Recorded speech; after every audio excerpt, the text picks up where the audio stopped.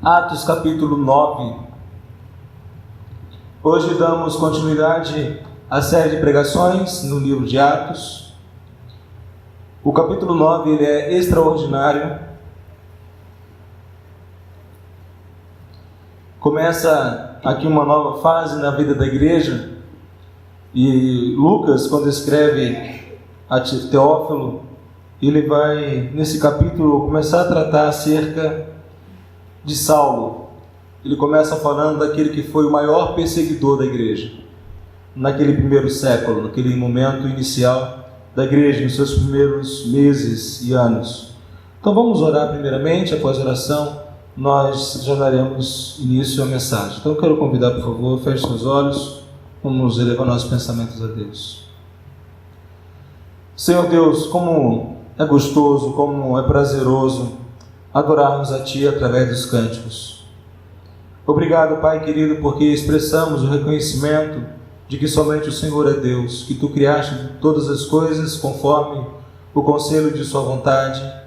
Reconhecemos, ó Deus, que o Senhor tem sustentado a Sua criação. Ó Deus, obrigado porque a Tua igreja pode louvá-lo, glorificá-lo, exaltá-lo. E agora, Pai, necessitamos mais uma vez ouvir a exposição fiel da Tua palavra. Eu rogo ao Senhor que Teu Espírito Santo venha ministrar a cada coração, trazendo entendimento daquilo que o Senhor diz, de modo que a nossa vida, ó Pai, seja impactada por aquilo que está registrado.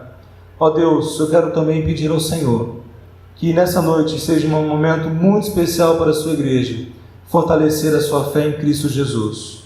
Ó Pai, de fato, de verdade, compreender a importância de estarem preparados, ó Deus, para as perseguições que virão, as perseguições, ó Pai amado, que poderão, ó Pai, serem desencadeadas ao longo de nossa vida. Sabemos, ó Pai, que todos que querem viver uma vida piedosa, como a Tua palavra diz, serão perseguidos. Então dá-nos, ó Pai, entendimento, para que tenhamos uma fé sadia, bíblica, que lhe agrade. Em nome de Jesus, amém. Vamos lá, irmãos, somente o versículo 1 e 2 do capítulo 9. A palavra de Deus diz assim: Saulo, porém, ainda respirando ameaças e morte contra os discípulos do Senhor, dirigiu-se ao sumo sacerdote e pediu-lhes cartas para as sinagogas de Damasco, a fim de que, caso encontrasse alguns dos caminhos, tanto homens como mulheres, os conduzisse presos a Jerusalém. É um texto que inicia falando claramente dessa perseguição que o apóstolo Paulo trouxe sobre a igreja, não o apóstolo, mas antes de sua conversão. Então, Paulo não convertido. É bom dizer isso porque o apóstolo Paulo não perseguiu ninguém, né? Isso foi coisa da velha vida dele. Mas, irmãos, quando a gente pensa em perseguição, isso parece ser um assunto estranho para nós, não é verdade? Nós vivemos num país extremamente abençoados por Deus. Nós vivemos num país onde não existe uma perseguição declarada. Não é isso? Algum de nós aqui já foi colocado, posto à parede para que nós negássemos a fé em Jesus Cristo? Não, nenhum de nós. Nenhum de nós aqui, nessa noite, foi colocado diante de nós uma arma, uma faca, foi colocado diante de nós algum instrumento de tortura para que negássemos Jesus, ok? Ou alguém que foi, eu não sei. Não, nenhum de nós, é fato. E aí nós podemos falar, nosso Brasil é um país muito bom, não é? O Brasil é um país que não tem perseguição religiosa. E aí, quando a gente começa a declarar isso, a gente tem que parar um pouquinho e pensar. Certamente nós não sofremos das perseguições que muitos cristãos, no tempo atual, vivem em seus países. No entanto, será que no Brasil não existe realmente nenhum tipo de perseguição religiosa? Quando a gente para considerar aquilo que significa o conceito de perseguição religiosa, talvez a nossa conclusão possa ser alterada. Porque a Missão Portas Abertas, uma instituição muito séria, que existe para dar assistência aos cristãos perseguidos no mundo, ela vai definir, ela vai conceituar perseguição religiosa como o seguinte: a perseguição religiosa é a perseguição aos cristãos consiste em qualquer oposição vivenciada como resultado da identificação de uma pessoa com Cristo, incluindo palavras e atitudes hostis dirigidas contra elas unicamente por causa de sua fé em Jesus. Quando a gente considera o conceito do que significa perseguição religiosa, talvez nós podemos verificar que, sim, eu já fui perseguido de forma religiosa. Por quê? O conceito ele diz respeito a qualquer oposição vivenciada como resultado da identificação de uma pessoa com Cristo. Quando a gente considera isso no aspecto mais amplo, a gente pode de fato perceber que vivemos no Brasil um período que existe uma tendência à perda da liberdade religiosa. E a perseguição ela está relacionada diretamente à questão da perda da liberdade religiosa.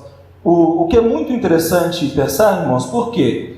Nós não somos perseguidos como os demais cristãos em muitos países, mas se você fosse perseguido como essas pessoas, se você fosse levado a uma câmara de tortura para negar a sua fé em Jesus, que procedimento teria? Que procedimento eu, Rodrigo, teria? Nós precisamos parar e ver que a perseguição aos crentes ela vai ocorrer quando alguns passos são dados. Primeiramente, nega-se os direitos de liberdade religiosa.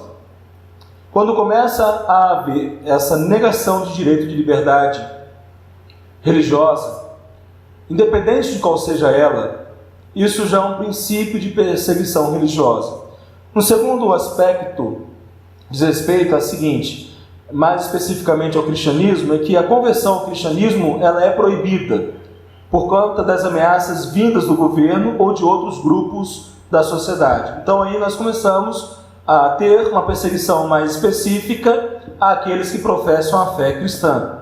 Naturalmente, trazendo aqui para nosso campo religioso de fé. Ou então, a perseguição religiosa ela é caracterizada quando as pessoas são forçadas a deixar as suas casas ou empregos, temerosos da violência que lhes pode ser imputada, sobrevir. Por exemplo, nós temos hoje um cenário de grande fuga da Líbia, daquela região onde o Estado Islâmico tem sido bastante atuante e causado terror. Muitos cristãos foram mortos e muitos dali fugiram, não somente cristãos, mas também pessoas de outras fés e credos fugiram por causa da falta de liberdade religiosa. A perseguição ela está, portanto, relacionada justamente ao aspecto de agressão, não é? Quando ela se consolida, quando ela é consumada. Então nós temos pessoas sendo agredidas fisicamente, mortos por causa da sua fé, e morrer por causa da fé eu poderia colocar como ponto máximo da perseguição, a expressão mais cruel da perseguição. Mas o que precisamos reconhecer é que a partir do momento em que a liberdade religiosa começa a ser tolhida, em que as pessoas não podem mais expressar a sua fé, independente de que fé seja, do que elas acreditam, enquanto existe a imposição de uma fé, de um credo religioso, isso se constitui como perseguição religiosa. E muitos cristãos hoje têm sofrido isso, têm sido levados à prisão, sido interrogados, e existe de fato essa realidade acontecendo. E não temos como negar essa realidade. O que é isso que eu quero que nós olhemos e verifiquemos aquilo que Deus diz em sua palavra? Olha só no versículo 1, nós temos aqui aquele que é o perseguidor. O apóstolo Paulo, quando não era nova criatura, quando ele ainda não fora convertido, ele é um homem bastante religioso, ele acreditava piamente na sua fé, um judeu da mais elevada estirpe religiosa, da linha do farisaísmo. Mas olha o que Lucas diz sobre ele. Saulo, porém ainda respirando ameaças e morte contra os discípulos do Senhor, dirigiu-se ao sumo sacerdote e pediu-lhes cartas para as sinagogas de Damasco, a fim de que, caso encontrasse alguns do caminho, tanto homens como mulheres, os conduzisse preso a Jerusalém. O primeiro versículo, o que está muito claro aqui na primeira linha, olha na sua Bíblia: ainda respirando ameaças e morte contra os discípulos do Senhor. O primeiro ponto que o texto nos mostra é que Paulo, ele é um perseguidor furioso. Ele não é qualquer tipo de pessoa que persegue os cristãos, mas Paulo é um homem que tem um ódio, que tem uma repulsa grande, gigantesca contra Jesus. É interessante observar isso, porque antes de sua conversão ao Senhor Jesus, Paulo, ele odiava profundamente a Jesus. Ele tinha uma ação de repúdio muito grande. O seu ódio é tão grande contra Jesus, que isso fazia com que ele perseguisse aqueles que professassem a fé em Jesus. Mas talvez vocês possam perguntar: por que Paulo tinha tanto ódio? Por que ele tinha tanto desejo de aniquilar Jesus, a história de Jesus, aquilo que as pessoas falavam sobre Jesus? Porque, primeiramente, o apóstolo Paulo, antes de crer em Jesus, ele considerava Jesus um impostor. Paulo, ele é judeu, ele aguardava a vinda do Messias. E como judeu daquela época, Jesus era considerado um criminoso. Jesus, ele era considerado um impostor pelos judeus que não haviam sido convertidos. O apóstolo Paulo, aqui nesse momento de sua vida, o ódio que ele alimentava por Jesus fazia com que todos que anunciassem a mensagem de que Jesus era o Messias, isso resultava em perseguições. Percebem? O não reconhecimento de Jesus ser o Messias. Quando nós olhamos para essa série de mensagens, nós já vimos que quando o apóstolo Pedro, lá no Pentecoste, ele toma a palavra e prega, a mensagem do apóstolo Pedro é justamente de que Jesus é o Messias. O Messias já veio. E o que gerou ódio dos judeus, na liderança religiosa lá no Sinédrio, era justamente aquela afronta de Pedro quando dizia que vocês rejeitaram o Messias. Eles não podiam aceitar a ideia de que o Messias fora aquele homem que eles haviam crucificado. Eles não podiam aceitar a ideia de um Messias que veio em uma posição de humildade, de servo. O conceito do Messias era um conceito de um rei poderoso, majestoso, que libertaria os judeus do Império Romano, da oposição, da opressão do Império, que instauraria o reino de Deus. Então Jesus não fez nada disso. Então o apóstolo Paulo aqui, nesse momento de sua vida, antes de crer em Jesus, ele era um homem que respirava ameaças de morte. Ele realmente queria aniquilar.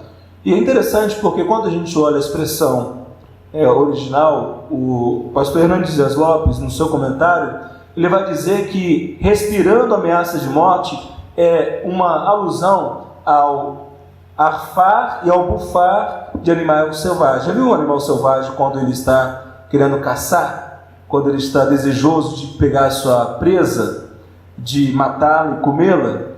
É aquele sentimento, aquele ímpeto, né? Aquela garra do animal. O apóstolo Paulo é comparado com um animal selvagem.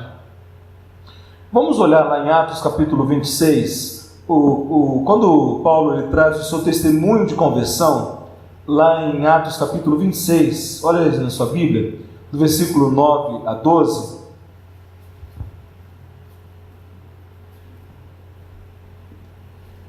Paulo vai dar esse depoimento, ele vai falar sobre o que ele pensava sobre Jesus. 26, vai a partir do versículo 9. Eu pensava que deveria praticar muitas coisas contra o nome de Jesus. Ele está diante ao rei Agripa, apresentando a sua defesa e contando o seu testemunho de conversão. Então ele diz assim: devia praticar muitas coisas contra o nome de Jesus o Nazareno, o que de fato fiz em Jerusalém. Está vendo ele reconhecendo o qual opositor foi em Jerusalém? Pois tendo recebido a autoridade dos principais sacerdotes, não somente encerrei muitos santos em prisões, como também dei meu voto contra eles quando estavam para matá-los. E castigando-os muitas vezes em todas as sinagogas, obrigava-os a blasfemar. E cada vez mais enfurecido contra eles, perseguia-os até nas cidades estrangeiras. Então nós temos aqui muito bem colocado pelo próprio Paulo quem ele era. E irmãos, isso é muito sério, porque hoje nós estamos lidando com o desafio à igreja. Todos nós temos sido continuamente desafiados a pregarmos o Evangelho, testemunharmos de nossa conversão, apresentarmos o plano de salvação às pessoas, e muitas vezes estamos diante de pessoas que são incrédulas, que negam Jesus, que não creem que Cristo Jesus ele é o Senhor, o Salvador, o Messias, que não aceitam a ideia da exclusividade de Jesus, rejeitam isso. E aos nossos olhos a conversão dessas pessoas é algo impensável. Mas a conversão de Paulo é mais impensável ainda. Ele odiava Jesus, ele odiava os crentes, ele odiava a igreja. Paulo, ele é um perseguidor implacável. Ele aproveitava todas as oportunidades para prender crentes e matá-los. Ele fez parte de muitos casos em que cristãos foram mortos por sua fé em Jesus. Ele também vai nos mostrar isso em Atos 22. Abre lá em Atos 22. Mais uma vez, Paulo falando do seu testemunho de conversão. Atos 22, versículo 19 e 20. Olha o que ele diz no versículo 19. Eu disse: Senhor, ele sabe que eu colocava na prisão os que criam em ti e os espancavam nas sinagogas. Quando se derramava o sangue de Estevão, tua testemunha, eu também estava presente, aprovando a sua morte e segurando as capas dos que o matavam. Percebem isso? Então, ele estava muito consciente do que ele estava fazendo. Paulo sabia que ele era um perseguidor, mas não qualquer perseguidor, mas o pior que havia. É importante reconhecermos porque, em sua fúria contra os cristãos em Jerusalém, existe aquela fuga. Lembram daquela mensagem da fuga? Que eles foram para Samaria e Judéia. E ali naquele momento, muitos estão sendo arrastados pelas ruas, levados diante ao sinédrio, espancados, e muitos morreram. Então isso é algo extremamente real. Paulo fez parte disso. E quando, no caminho de Damasco, hoje não vamos nos deter nesse assunto, mas quando Deus ele manda Ananias ir falar com Paulo, o que Ananias faz? Olha o capítulo 9 aí, por favor. Capítulo 9, versículo 11 e 14. O Senhor lhe ordenou, Deus falando com Ananias: levanta-te, vai à rua chamada direita e procura na casa de Judas um homem de Tarso chamado Saulo. Ele está orando agora. E numa visão, um homem chamado Ananias entra e impôs-lhes as mãos para que recuperasse a vista. Ananias respondeu: Senhor, ouvi de muitos acerca desse homem, quantos males tem feito aos seus santos em Jerusalém, e aqui está autorizado pelos principais sacerdotes para prender todos o que invocam o teu nome. Ananias está falando para o Senhor: Senhor, o Senhor está me dando essa ordem de ir a Paulo, mas sim, cara, você sabe quem é esse cara? Ele está aqui com autorização de forma legítima, autorizado por aqueles que tinham poder para fazê-lo, e ele veio aqui para prender, para levar muitos à morte. O Senhor quer curvar esse homem. Existe medo de Paulo, não somente aqui, mas olha o versículo 21 do capítulo 9. Olha o versículo 21. No versículo 21, nós temos a igreja em Damasco, aqueles que criam em Damasco. Olha o que o pessoal fala. Todos os seus ouvintes admiravam-se e diziam, depois que Paulo foi convertido, ele começa a pregar o Evangelho. Então todos ficam admirados. E olha o que as pessoas falam. Não é este que em Jerusalém perseguia os que invocavam esse nome? Ele não veio para cá a fim de levá-los presos aos principais sacerdotes? Percebem o temor, o medo que as pessoas têm do apóstolo Paulo, desse homem que foi tão furioso nas perseguições, que levou muitos à cadeia? E aí então nós continuamos e vamos verificar que não somente isso, mas quando Paulo volta para Jerusalém, como é a reação das pessoas que estão em Jerusalém? Olha no versículo 26, capítulo 9. Ao chegar em Jerusalém, Saulo procurou juntar-se aos discípulos. O que ele faz? Agora ele é convertido, ok? Ele quer estar com a igreja de Deus, perfeito? Mas como é que a igreja reage? Não, era lá. Será que ele mudou a estratégia para perseguir? Ele vai se infiltrar, para que conheça e possa então no momento oportuno nos entregar? Olha só, versículo 26.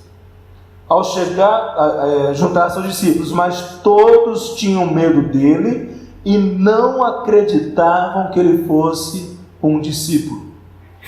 De fato, irmãos, de verdade, a marca que o apóstolo Paulo tem entre a igreja, tanto em Jerusalém quanto em Damasco, porque o evangelho havia se expandido, era de que ele era um perseguidor cruel.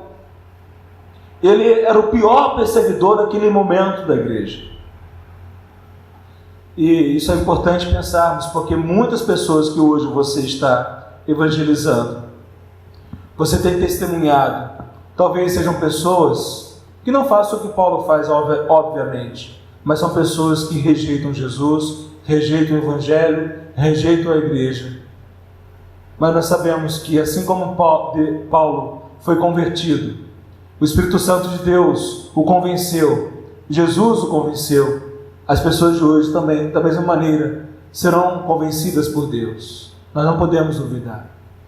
E outro aspecto muito importante, quando a gente olha para o texto, é perceber essa realidade da perseguição. Eu preparei um vídeo, quero compartilhar com os irmãos, que mostra sobre essa realidade da perseguição religiosa. Vamos ver, vamos assistir agora.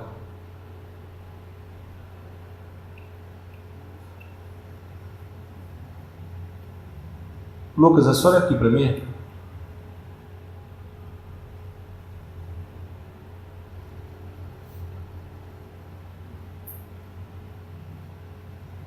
Sobre o atual contexto de perseguição que existe. Diariamente, a família da fé enfrenta a opressão do governo, da comunidade, até mesmo de suas próprias famílias, por decisão de seguir a Jesus.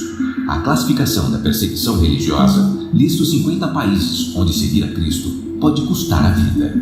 Pesquisas de campo relatam as dificuldades de ser cristãos em diferentes lugares do mundo. Mais violência e menos liberdade levaram 2 novos países para a lista deste ano. Em 49º lugar, o Níger é um dos países mais carentes da África, onde o extremismo islâmico é a principal fonte de perseguição. Próximo à Nigéria, os cristãos sofrem com a influência do grupo Boko Haram, assim como de grupos ligados à Al-Qaeda nos países vizinhos Mali e Líbia. Igrejas foram atacadas e destruídas. Cristãos foram ameaçados de sequestro e morte. 48º lugar. O Bahrein tem o Islã como religião oficial e aos poucos a lei islâmica é introduzida, proibindo cristãos de testemunhar Jesus no país. Eles representam 10% da população e são proibidos de evangelizar muçulmanos. Por sua localização, o país também sofre com o avanço do extremismo islâmico na região. A perseguição se intensificou nos 5 primeiros países da lista. 5º lugar. A Síria está em guerra civil há 5 anos. Milhares de pessoas já deixaram o país, fugindo da guerra e da ação do grupo extremista Estado Islâmico. Dezenas de cristãos foram mortos e igrejas destruídas. Vítimas dos conflitos, os cristãos lidam com os traumas causados pela perseguição. 4º lugar.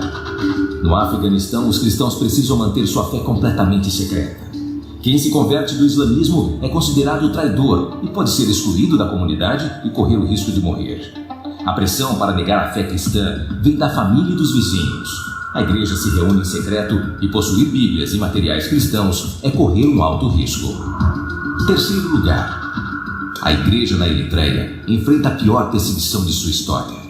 está entre os países mais restritos em termos de liberdade de religião, de imprensa e garantia dos direitos humanos. Milhares de cristãos estão presos por causa de sua fé, mantidos em condições desumanas, em contêineres de metal ou em celas subterrâneas. Segundo lugar, a perseguição se tornou mais intensa no Iraque por causa do avanço do grupo Estado Islâmico. Atualmente, estima-se que há apenas 250 mil cristãos no Iraque. Cerca de 70% dos cristãos deixaram o Iraque e metade dos cristãos restantes tiveram de fugir de suas casas por causa dos ataques, sequestros e ameaças. Primeira posição. Coreia do Norte. Ocupa o primeiro lugar na classificação há 14 anos. Estima-se que 50 a 70 mil cristãos estão presos em campos de trabalhos forçados. Prisão, desaparecimento, tortura e até mesmo execução pública são as consequências para quem desobedece ao governo. Cristãos são forçados a viver sua fé em segredo e não ousam compartilhá-la nem mesmo com seus familiares. Convidamos você a saber mais e orar pelos milhares de cristãos ao redor do mundo para os quais a perseguição... Esse primeiro vídeo, irmãos, assistiu da Missão Portas Abertas. Foi o conceito de perseguição que eu trouxe foi desse grupo, dessa organização. Isso é real no tempo de hoje. Nós não vivemos isso no Brasil como eles vivem lá, de maneira alguma. Mas o fato, irmãos, a verdade é que muitos irmãos nossos em Cristo Jesus estão passando por essa verdade. Eu vou passar um outro vídeo agora. Os irmãos vão verificar, um vídeo mais forte, tive até que editá-lo, diminuí-lo. Vocês lembram daquele ato terrorista em que vários foram degolados? E eles mostravam as pessoas sendo degoladas. Eu escolhi não mostrar os irmãos, que é cena muito forte, mas vai mostrar uma parte dessa situação. São pessoas que estão passando por isso, morreram, anos de 2009, 2010, 2011, 2012, 13, 14, 15, 16, e hoje estão passando. E nós vivemos uma situação muito confortável no Brasil, até o presente momento. Agora, qual seria o nosso posicionamento? Como seria a sua atitude se houvesse um aumento de perseguição em nossa pátria e fôssemos tirados da liberdade religiosa que temos? A nossa liberdade religiosa, aos poucos, tem sido sufocada. Agora vamos ver esse vídeo que vai nos mostrar uma forma mais cruel. É um pouco forte, mas não tão forte, porque eu fiz uma seleção. Vai passar. Enquanto você assiste a este vídeo, mais de 100 milhões de cristãos são perseguidos por causa da sua fé em Cristo Jesus. Perseguidos, torturados, encarcerados, mortos.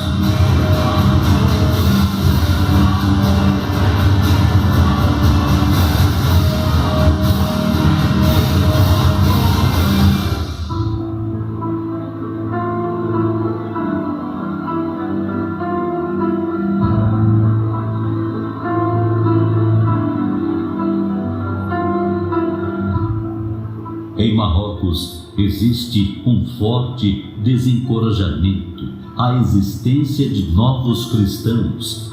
Além disso, a evangelização é proibida. As autoridades em Marrocos estão mais preparadas para deportar os cristãos a torturá-los ou matá-los por conta da sua crença.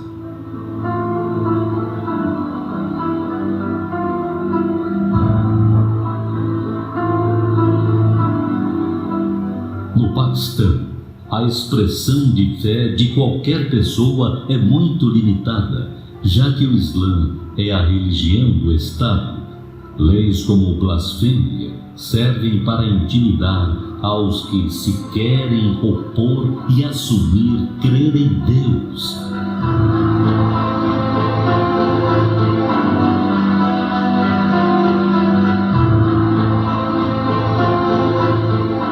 Outro país em que a perseguição é muito severa é o Irã. Conforme a sua legislação, qualquer muçulmano que se converta ao cristianismo pode enfrentar a pena de morte.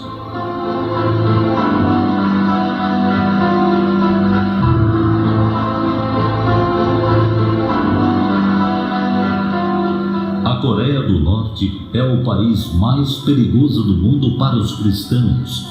Todos são obrigados a adorar o líder da nação, que acredita que os cristãos são uma ameaça para o país e, para evitá-la, são levados para campos de trabalho forçados, onde chegam a ser executados.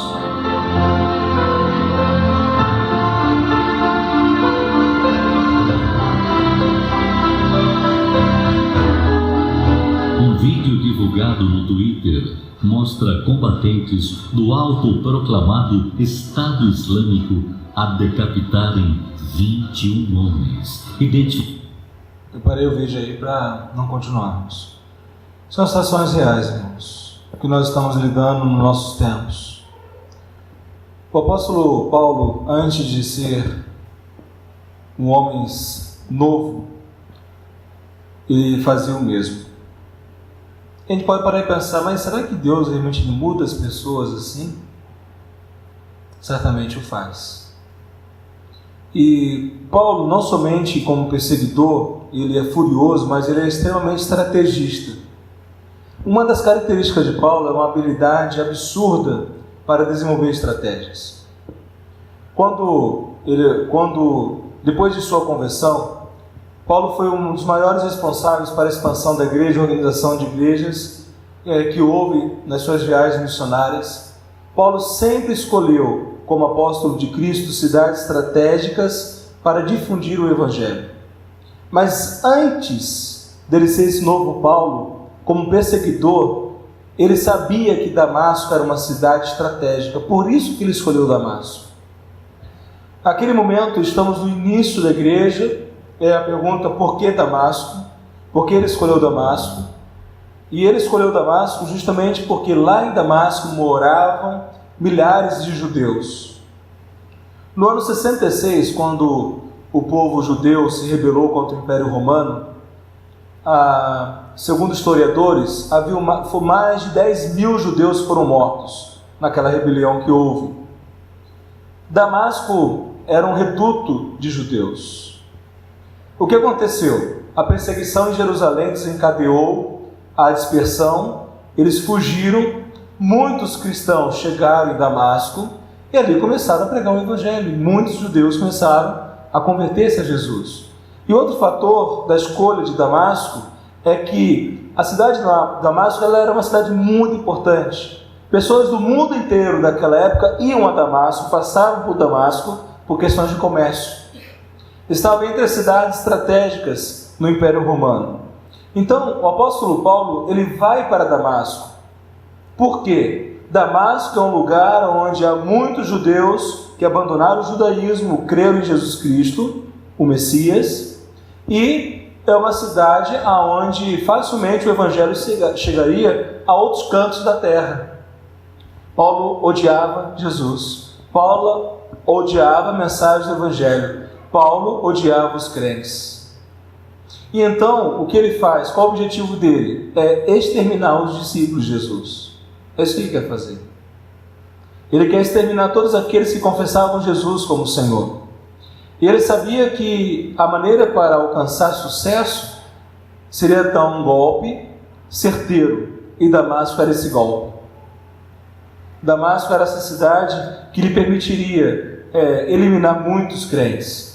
E quando consideramos todos esses fatores, essa realidade acerca de Damasco, nós precisamos parar e pensar na importância, irmãos, de estarmos atentos às estratégias que o inimigo levanta para diminuir a nossa liberdade religiosa.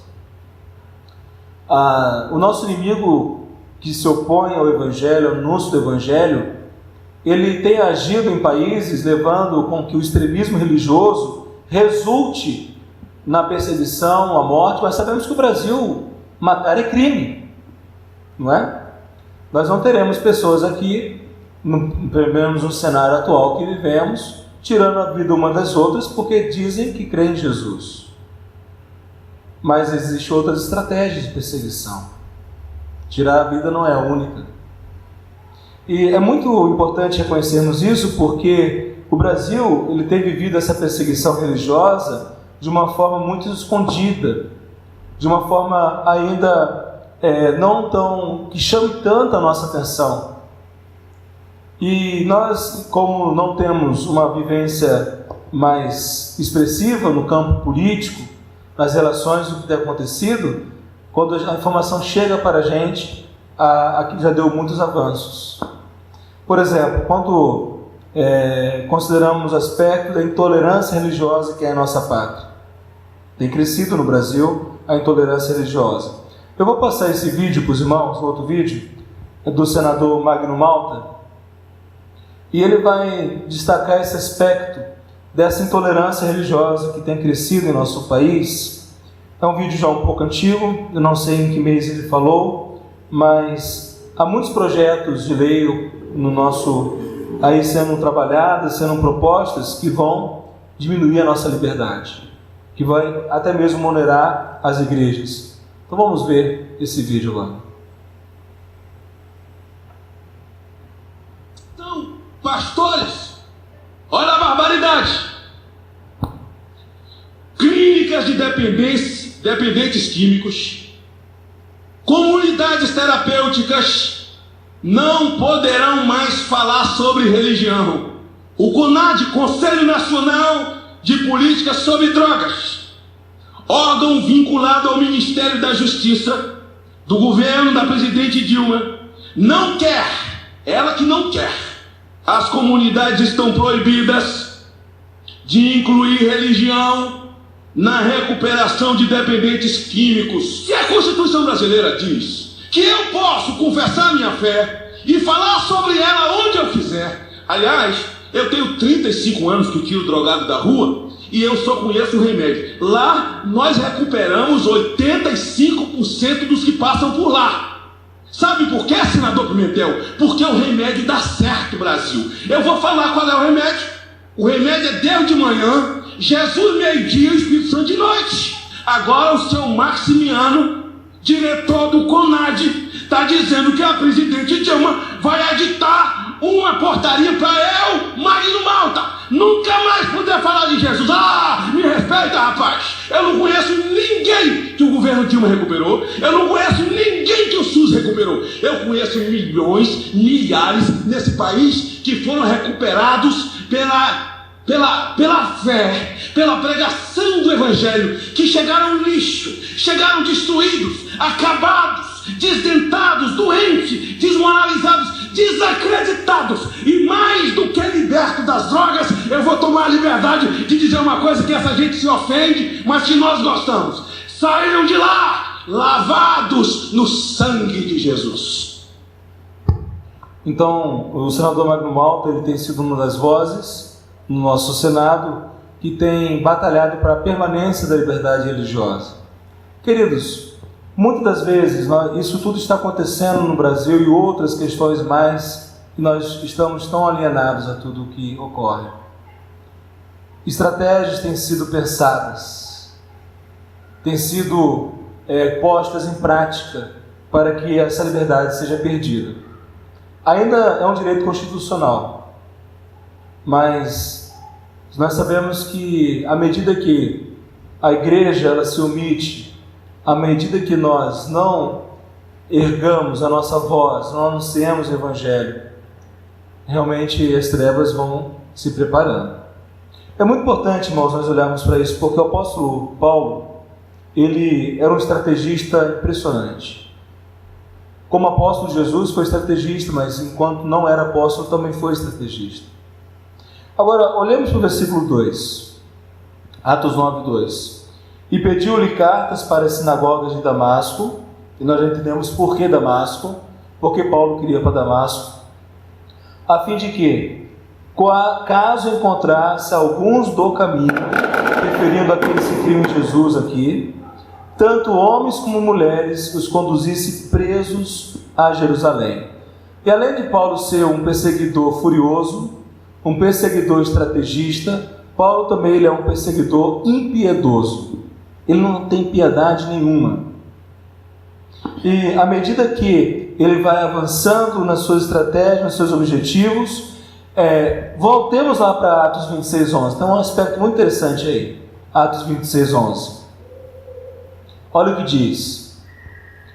E castigando-os muitas vezes em todas as sinagogas, obrigava-os a blasfemar. Obrigava-os a blasfemar. E cada vez mais enfurecido contra eles, perseguia-os até nas cidades estrangeiras. O que temos aqui é essa palavra de Paulo, quando ele diz obrigava-os a blasfemar. O que ele está fazendo, irmãos? Torturando. Ele torturava homens e mulheres, jovens, talvez crianças, não sei.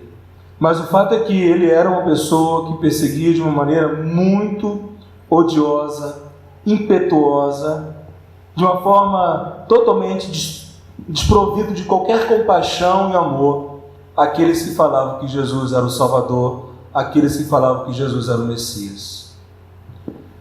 Quando você se coloca a evangelizar as pessoas, você poderá encontrar alguns momentos pessoas que ficarão revoltosas, ficarão com raiva de você porque você está falando que Jesus é Salvador. Aí você pode parar um pouquinho e pensar que esta é uma marca, é uma realidade de um crente que proclama sua fé e ele vai ter que lidar com essa rejeição.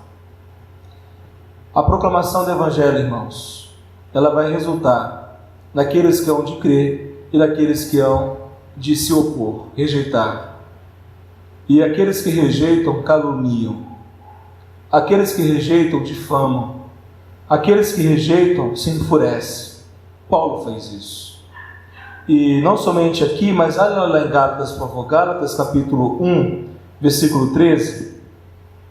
Paulo também falando da sua conversão, do seu estado antes de crer em Jesus, ele diz assim: pois já ouvistes como era o meu procedimento no judaísmo, como eu perseguia violentamente a igreja de Deus, tentando destruí-la. Ele perseguia, é o próprio Paulo falando, violentamente. O seu objetivo qual que era? Destruir, erradicar, extirpar da face da terra o nome de Jesus, o Evangelho da salvação. E é muito importante lidarmos com isso, porque no Brasil ainda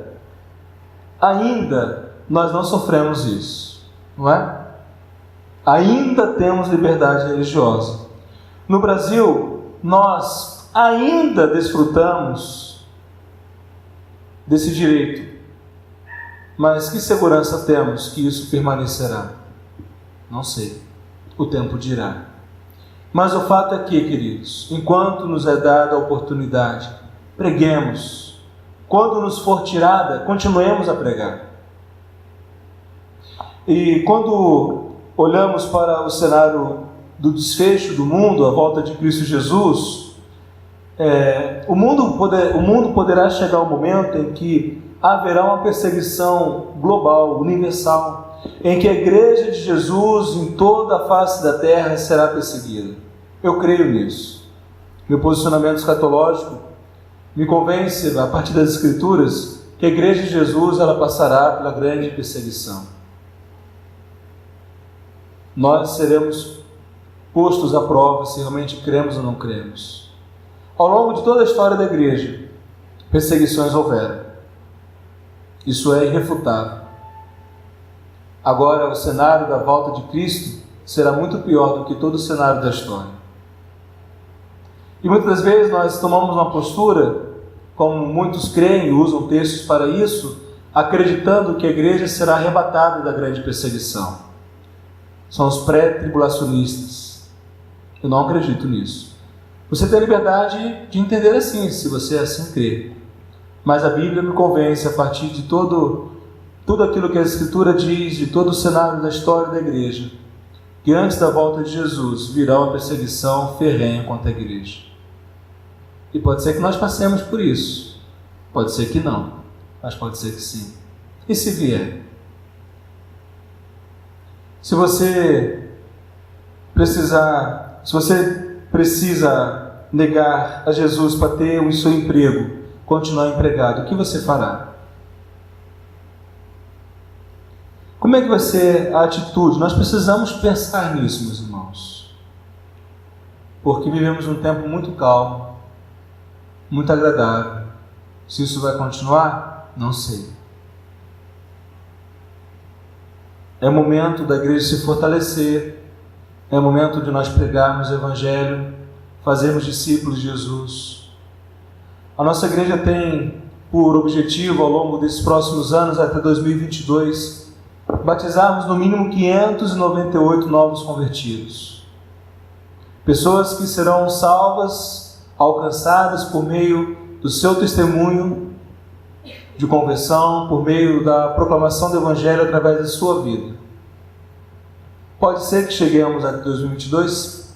É possível. Pode ser que não. A Deus sabe, só Deus sabe. Está na mão dele. Mas o fato é que os discípulos de Jesus, nós discípulos de Jesus, precisamos estar preparados para a perseguição religiosa. O apóstolo Paulo diz: todos aqueles que querem viver piedosamente em Cristo Jesus serão o quê? Perseguidos. O apóstolo Paulo foi o perseguidor ferrenho e depois ele foi o perseguido. Se Deus permitir, semana que vem a gente vai ver a conversão do apóstolo Paulo.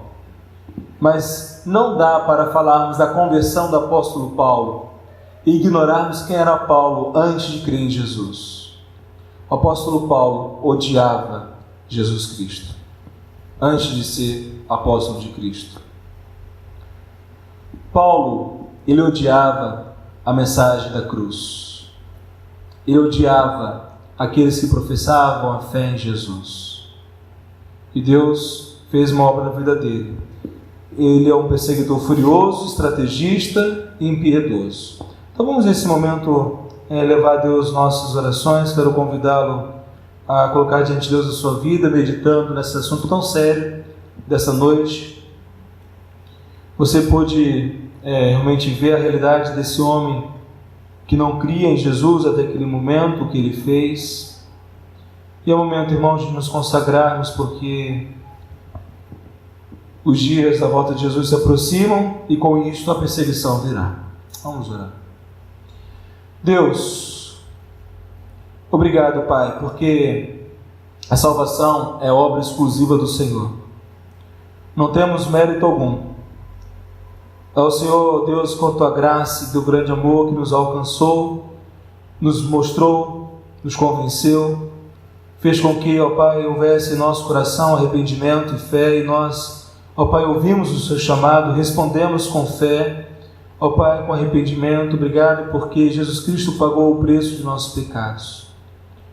Obrigado, Deus, porque está registrado na tua palavra quem era Paulo antes de crer em Jesus. Ó Deus, obrigado porque o Senhor usou de maneira extraordinária esse homem para que a tua igreja ela crescesse, se expandisse, ó Pai, na face da terra. Obrigado, Deus, porque somos teu povo, somos família do Senhor. Pai, nós não sabemos o dia de amanhã. Não sabemos se haveremos de sofrer a grande perseguição, ó Pai, que virá sobre a face da terra. Mas sabemos, ó Pai, que o teu povo, ao longo de toda a história, tem sofrido essa realidade, os tempos de hoje também. Ó Deus, se porventura viermos sofrer essa realidade, tenha misericórdia de nós, não permita que nós venhamos negar ao Senhor. Ó Pai, fortaleça a nossa fé, o nosso amor a Ti, a convicção, ó Deus amado, de que nós somos Teus filhos, amados por Ti, adotados por Ti, mesmo que a morte venha sobre nós de uma forma cruel. Ó Deus, tenha misericórdia, ajuda-nos, Pai. Perdoa os nossos pecados, nossas faltas, dá-nos uma semana em Tua presença, livra-nos e guarde de todo mal. Assim que nós oramos e agradecemos em nome de Jesus. Amém.